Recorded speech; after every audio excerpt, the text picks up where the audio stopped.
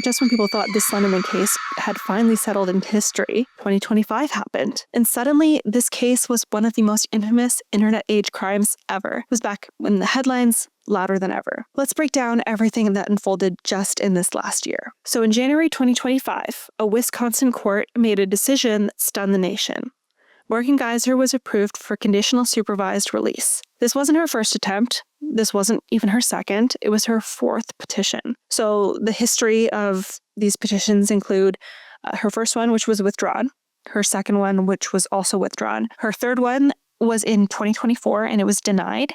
And then her fourth petition was late 2024, 2025, which was then approved. So what changed? A panel of 3 psychiatric doctors testified that Morgan had made what they called impressive progress. They said her schizophrenia was controlled with medication. They said she'd matured. They said she'd showed insight into her illness. They said that she could live safely in a monitored environment. The judge agreed. Meanwhile, her co-defendant, Anissa Weir, had already been released under supervision back in 2021, another decision that was heavily debated at that time. So by early 2025, both girls were out of institutions and living under court-ordered restrictions. And then everything collapsed. In November of 2025, just months after finally regaining a sliver of her freedom, Morgan Geyser cut off her GPS monitoring bracelet and fled her group home in Madison, Wisconsin, where she was required to live. Authorities reported that she removed this anklet, left the facility without permission, was officially considered missing, and was likely traveling with someone. And that someone turned out to be an adult acquaintance, which was a transgender woman that she had met after her conditional release. Police began an interstate search. So less than 24 hours later, Morgan was found. This was very quick. She and the acquaintance were discovered sleeping at a gas station truck stop in Poison, Illinois, just outside of Chicago. When police approached both of them, they gave false names, trying to hide their identity, but eventually they admitted to who they were. Geyser was arrested without incident.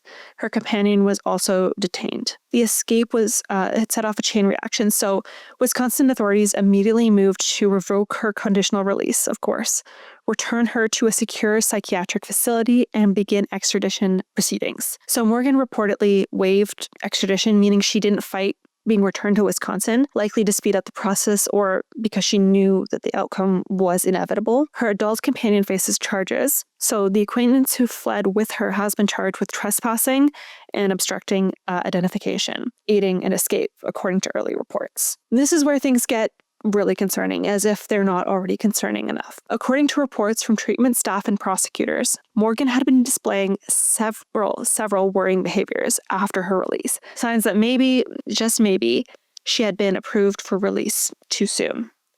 These alleged red flags include renewed fascination with graphic, violent books, disturbing sketches found among her belongings, behavior that suggested she might still struggle with dark or intrusive thoughts, and some treatment staff and prosecutors had reportedly voiced concerns, and some believe she still had potential for dangerous behavior.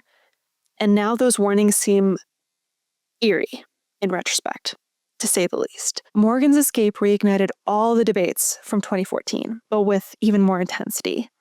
People are asking, should someone who committed such a violent act at age 12, even with schizophrenia, ever be released? Did the court make a mistake? Were the doctors too optimistic? Was supervision too lax? Should children who commit extreme violence be handled differently? Now, Peyton Lettner's family has been among those raising objections. They expressed deep concern when Morgan was first released, and I can completely understand that. And now many feel vindicated in their warnings. The internet reaction is loud. Some argue mental health treatment can work, and this could have been a moment of independence gone wrong, not a return to violence, though with her going back to the violent stories and her sketches. Also, this is something to note that I forgot to mention at the beginning. Morgan is actually a really talented artist. So it is that I actually haven't seen any of her drawings, but that is something a lot of people focus on in this case, is her drawings. And even back then, like when this case was taking place back in 2014, she was drawing a lot of disturbing images. She would draw Slenderman. She would draw Slenderman killing kids. This was just something she did all the time. So now that she's back to the sketches of disturbing images, that's a massive concern. That does not show that in my opinion, it doesn't show that there's been any growth there. That seems like she's going exactly back to how she was. Others believe Morgan should never have left institutional care. And many fear this case sets a precedent that dangerous individuals can be released too soon. Personally, I think that is obvious. I think that she was definitely released way too soon. She was supposed to be there in possibly till she was 53. And just last year, her third petition was denied. So I don't know why they thought within just like a few months' time that there could be a change.